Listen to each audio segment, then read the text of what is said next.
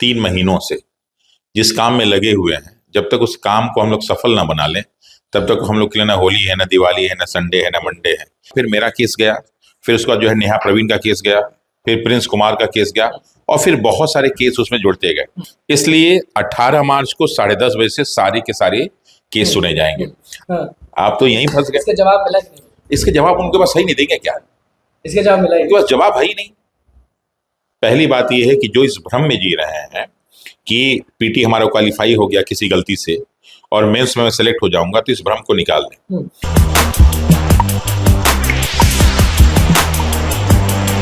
देखिए, जब मन उदास होना तो होली नहीं लगता है। नमस्कार, मैं हूं अनुकुल तिवारी और आप वॉइस अब देख रहे हैं। हमारे साथ रोमांचु सर मौजूद है।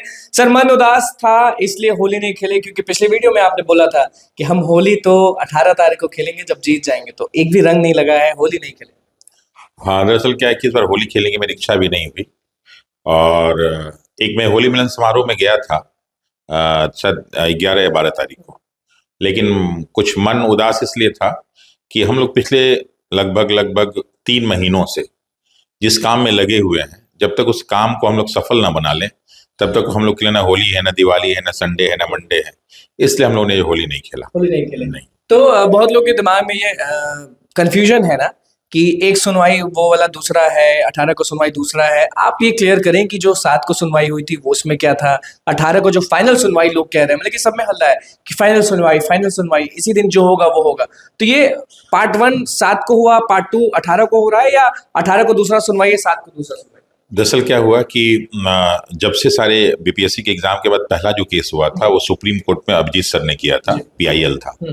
उसके बाद फिर यहाँ से बहुत सारे रिट डाले गए। तो हुआ क्या कि जो पीआईएल है वो honourable chief justice acting Ashutosh ji के बेंच में था, डिवीजन बेंच में था। वो चूंकि हेड है और पीआईएल है, ये पीआईएल में बहुत सारी चीज़ों को सुना जाता है। बाकी सारे रिट थे, तो रिट में जो सारे आते गए, तो इसीलिए क्या हुआ कि हर एक हफ्ते पे एक नए नए रिट आ रहे हैं।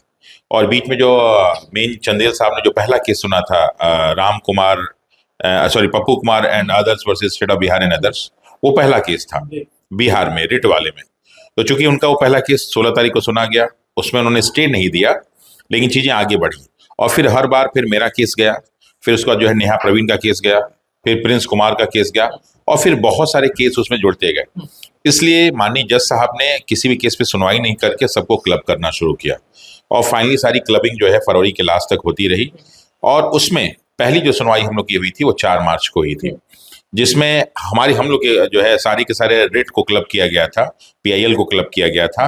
लेकिन जब चंदेल साहब के बेंच में सुना गया सारे रिट और पीआईएल को, तो उसमें डिमांड हुई बीपीएससी की तरफ से कि साहब चूंकि पीआईएल सुना जा रहा है एक्टिंग चीफ जस्टिस की तरफ से, तो क्यों ना सभी के सभी केस को वहीं पर ट्रांसफर कर दिया जाए। तो हमारे भी सारे वकीलों ने कह दिया कि हाँ भाई ठीक है।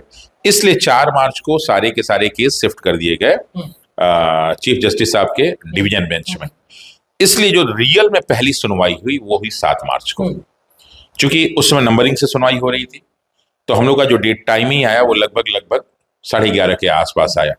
और उस दिन क्या नाम है वो लास्ट वर्किंग डे था हाई कोर्ट का, इसलिए लगभग 45 मिनट का टाइम मिला। और उसका फिर जो है लंच हो गया और फिर अगला बेंच बैठने वाला था, इसलिए 45 मिनट की सुनवाई हुई। और सुनवाई तो बीच में सारे बाकी 45 मिनट में सारा चीज तो क्लियर नहीं हो पाया होगा। नहीं, तो अभी मैं वही बता रहा हूँ कि बाकी सारे और भी रिट के वकीलों ने कहा कि सर हमें भी कुछ करना है, हमें भी स्टे तब तक दे दीजिए। तो माननीय जज साहब ने कहा कि हम एक एक व्यक्ति की सारी बातों को सुनेंगे, और हमें अगर 1% भी लगेगा कि कहीं ना कुछ गड़बड़ हुआ है तो पूरे एग्जाम को हम कैंसिल करेंगे, इसलिए स्टे पे आप लोग बात मत कीजिए, और हम सारी चीजों को सुनेंगे। और तब तक सुनेंगे जब तक ये कंप्लीट ना हो जाए, चाहे आधी रात ही क्यों ना हो जाए। तो ये दिन कब आने वाला? 18 तारीख की बात आप कर रहे हैं कि 24 घंटे वो सुनेंगे? तो ये अब जो है जब सब हो गया, 1 घंटे की सुनवाई होगी, तो फिर 17 तारीख को उन्होंने बोला कि साहब जो है first working day after Holi is 17 मार्च, तो क्यों ना हम लोग 17 मार्च को रखें। तो हमारे अभिजीत सर ने कहा कि नहीं सर, हमारी उस दिन एक सुनवाई है हाई कोर्ट में दिल्ली में, इसलिए जो है 18 मार्च को फर्स्ट आवर में रखा जाए। तो इसलिए 10:30 बजे जो पहली जब शुरुआत होगी तो हम लोग सही होगी। इसलिए 18 मार्च को 10:30 बजे से सारे के सारे केस सुने जाएंगे। अब कई लोग इसको जो है थोड़ा सा, बहुत लोग लॉ के बारे में नहीं जानते, कोर्ट के बारे में नहीं जानते, तो पिक्चर की तरह सोचते हैं। इसमें कोई पिक्चर वाली चीज नहीं होती है। जो हमारे प्रश्न है वो ऑलरेडी दिए जा चुके हैं, उस पर हम लोग सारे पक्षों को रखेंगे और उसके बहुत सारे काउंटर, माने उसके आंसर जो है बीपीएससी की तरफ से दिए गए हैं। तो चूंकि अभी तक बाकी सारी रीट की कोई काउंटर दिए गए हैं वो पावरफुल है बीपीएससी की तरफ से या नॉर्मल है? नहीं, एकदम नॉर्मल नहीं, बेकार ही नहीं है। दरअसल उसने जो आंसर दिया उसके पास आंसर ही नहीं है। ऐसे सब लोग के प्रश्न है कि उसके पास आंसर ही नहीं देने के लिए। अब ये एक क्वेश्चन जो आप खुलासा करना चाहेंगे? हाँ, एक मैं आपको बता दे रहा हूँ, एक छोटा सा बता दे रहा हूँ। 13 तारीख को बापू परीक्षा परिसर में एग्जाम हुआ, जो बाद में कैंसिल हो गया, और फिर 4 जनवरी को उसको 22 सेंटरों में किया गया। एक सेंटर 22 सेंटर में चेंज हो गया। लेकिन ब्लंडर क्या हुआ बीपीएससी की तरफ से कि सभी बच्चों को एडमिट कार्ड जारी किया गया। जो उस दिन प्रेजेंट थे वो भी, जो प्रेजेंट नहीं थे वो भी। अच्छा, इससे क्या हुआ कि 4 तारीख को बहुत सारे बच्चों की संख्या बढ़ गई। हो सकता है कि 4 तारीख को ये भी हुआ हो कि 13 तारीख को कुछ बच्चे जो आए हों ना आए हों, उसके सब नए बच्चे आए हों। तो इससे क्या हुआ कि बाकी 13 तारीख को जो अदर सेंटर पे जो बच्चे एब्सेंट थे उनका मौका आप नहीं दिए, तो आप तो यहीं फंस गए। आप तो यहीं फंस गए। इसका जवाब मिला कि नहीं? इसके जवाब उनके पास सही नहीं देंगे क्या? इसका जवाब मिला? उनके पास जवाब है ही नहीं।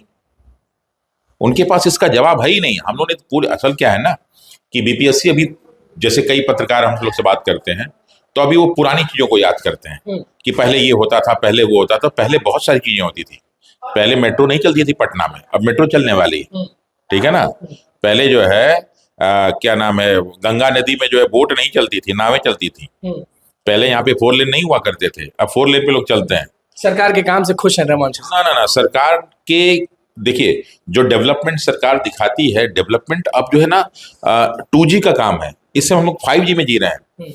इस समय बिहार में सिर्फ अभी लोग वही दिखा रहे हैं, सड़कें बना दिया, सड़क रोड बना। अरे सड़क बना दिया आपने, बापू परीक्षा परिसर बनाया आपने, बापू सभागार बनाया आपने, बापू क्या नाम है वो टावर बना दिया। इतना पैसा आपने लगाया बहुत सारी बिल्डिंग्स बनाने में, आपने कितनी इंडस्ट्री लगाई। बिहार की सबसे बड़ी समस्या बेरोजगारी की है ना। यहाँ हम लोग क्यों बीपीएससी के लिए मारामारी कर रहे हैं? क्योंकि यहाँ पे बच्चों के पास जो काम ही नहीं। हाँ, नया काम एक जरूर आया है कि जब से शराबबंदी बंद हुई है तब बहुत सारे बच्चे जो है वो डिलीवरी के काम में लग गए हैं और अलग अलग जगह जो है शराब पहुंचा रहे हैं। और इसका एक बहुत बड़ा प्रमाण है कि आप चले जाएंगे तो पटना के हर स्टेशन में, पुलिस स्टेशन में सुबह 8 बजे एक ब्रीफिंग होती है कि साहब क्या पोजीशन है, कहाँ रात में छापा मारा, तो बता इस होटल में छापा मारा, फलाफल 0, इस होटल में छापा मारा। हर थाने में यही होता है। और चले जाइए सारे के सारे जेल में, जितने भी आपको यंग जनरेशन के बच्चे 18 साल से लेके और 30 साल मिलेंगे, पूछो बाबू किस अपराध में जेल में आए हो? सर वो शराब की डिलीवरी कर, और खुश हैं वो उनके। हाँ, इसलिए पैसा हो रहा है। एक लड़का मिला था मुझे बेउर जेल में, तो हमने उससे पूछा कि बताओ एक दिन में तुम मैक्सिमम कितना आज तक कमाए हो शराब की डिलीवरी में? कहा सर 2.5 लाख रुपए। एक दिन में 2.5 लाख रुपए। मैं शॉक्ड था। और उसके चेहरे पे बिल्कुल शिकन नहीं थी कि साहब वो जेल में है पिछले 1 महीने से। कह रहा सर कोई दिक्कत नहीं, पैसा लगेगा सर, 50,000 1 लाख लगेगा, छूट जाएंगे, फिर करेंगे। मतलब तो बेरोजगारी इतना है कि बच्चे कुछ भी करने के लिए। ये तो पहली बेरोजगारी हुई जिसका रिजल्ट आप देख रहे हैं।